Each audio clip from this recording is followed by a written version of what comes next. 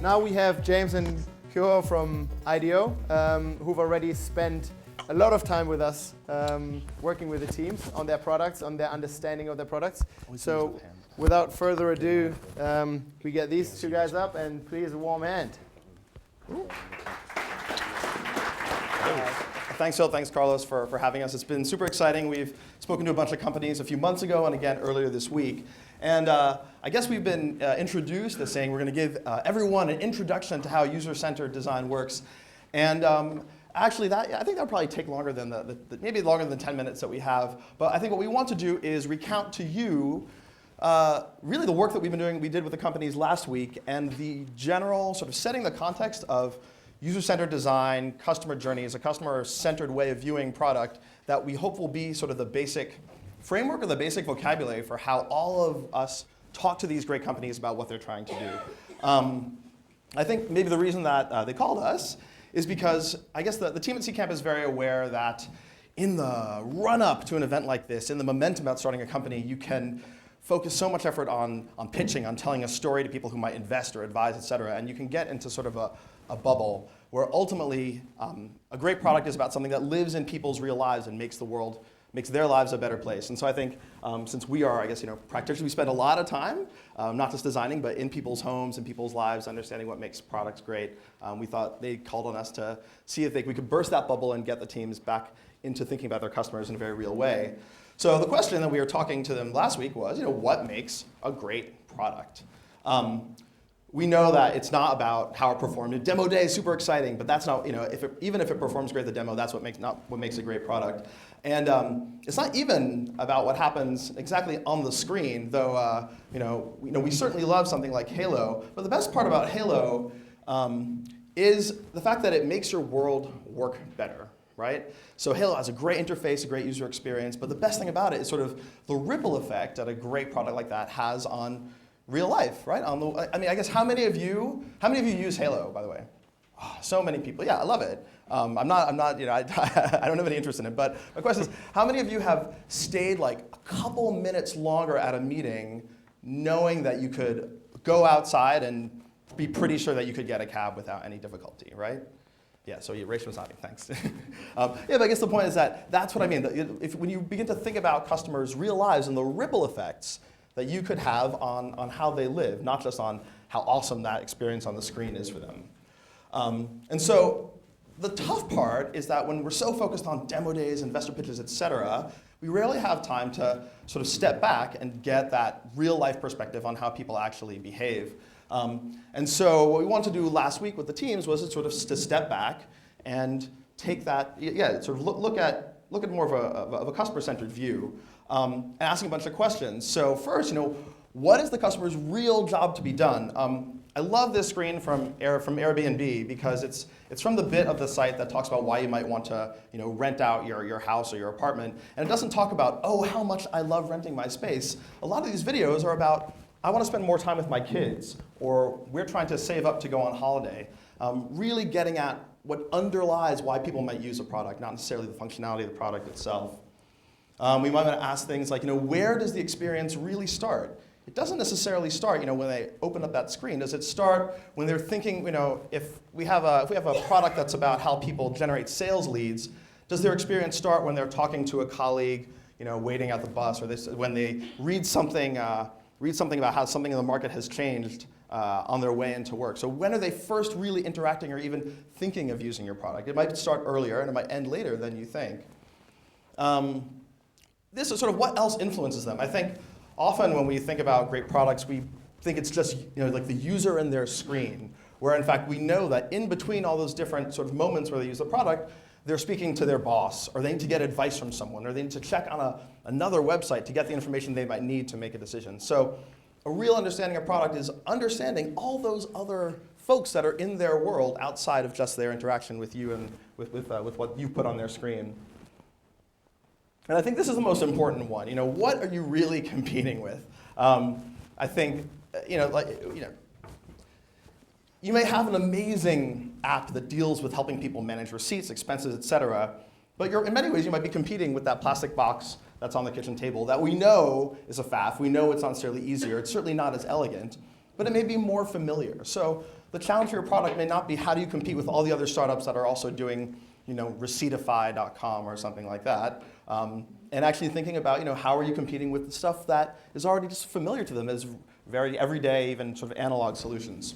So, last Wednesday, we tried to attack some of these questions, and we had each Seedcamp company that was in the session with us begin to answer and try to turn the answers to those questions into more of a structured sort of framework for how they would approach talking about their products today.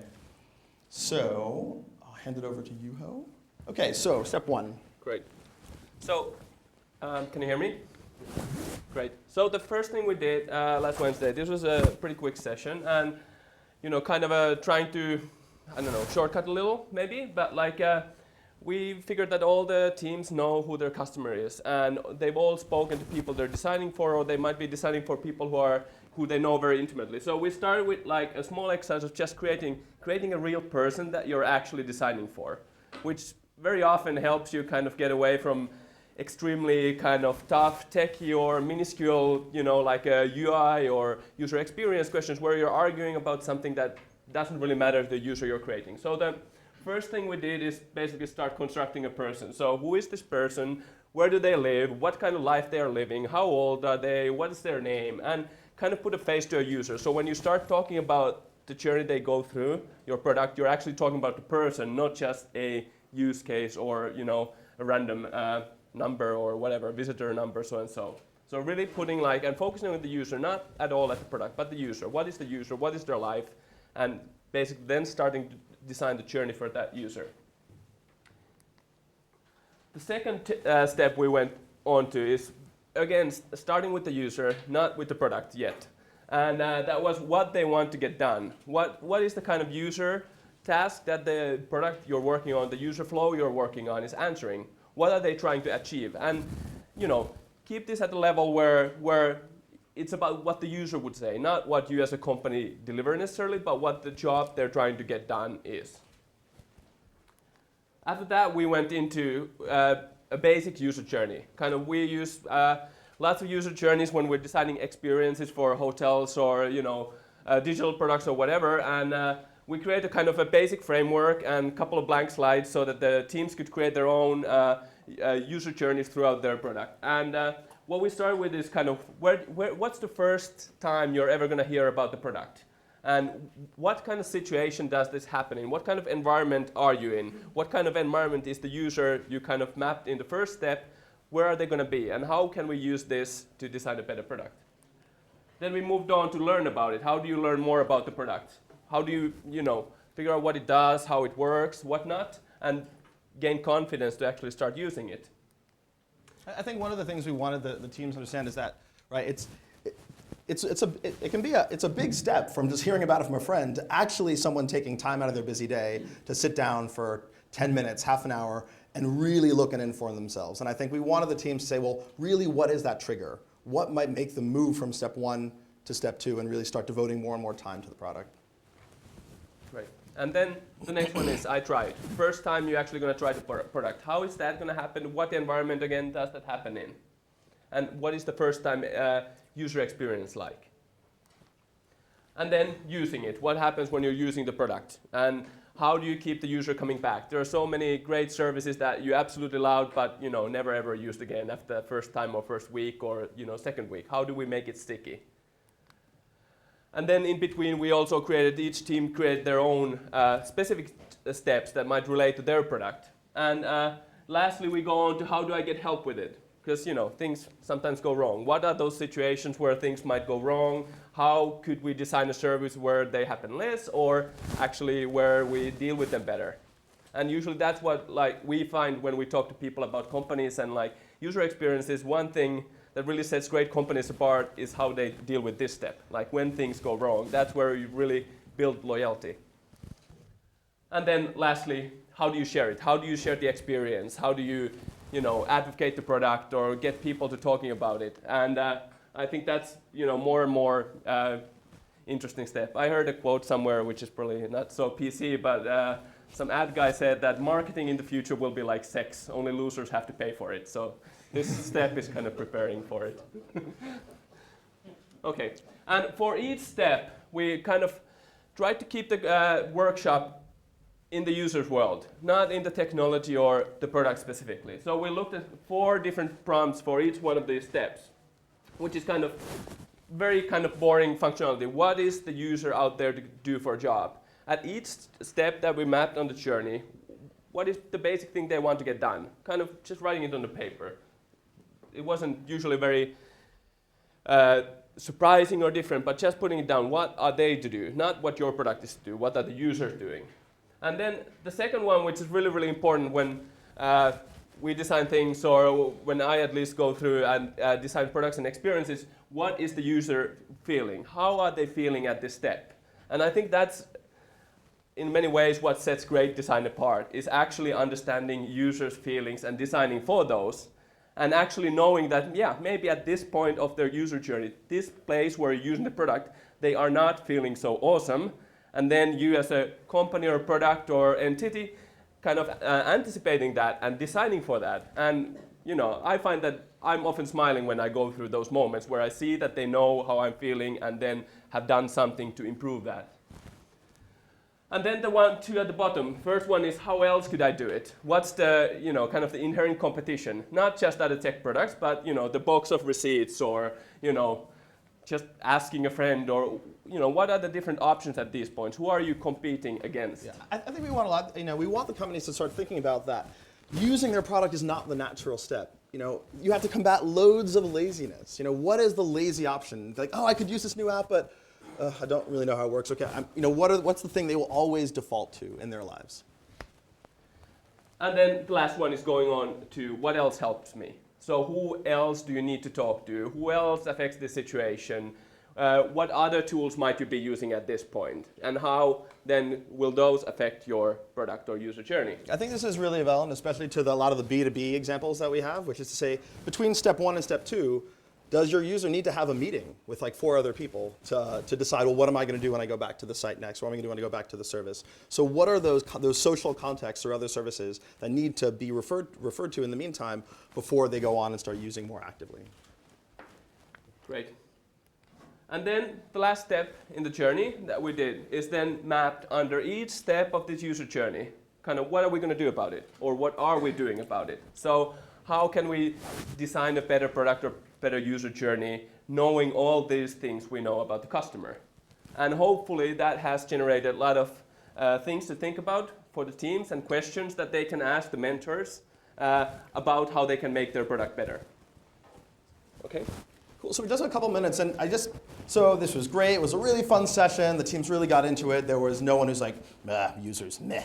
Everyone was really excited, so you should be excited about that. But I think presenting this today is not just about saying, oh, look what a great exercise we did with the companies. It's more about you guys, the mentors. We would love for the sessions today to be thinking about a journey like this, to be asking questions that are specifically about how might a user feel, what might a user do here, there, and there. Think about becoming aware, trying it for the first time, how hard it is to get someone to become a regular user, like Juho said. So the point of this talk right now is to get, for you, the mentors, to get a structure like this, a user-centered point of view, into your own head so that those sessions can very much be thinking about what that real customer experience is like.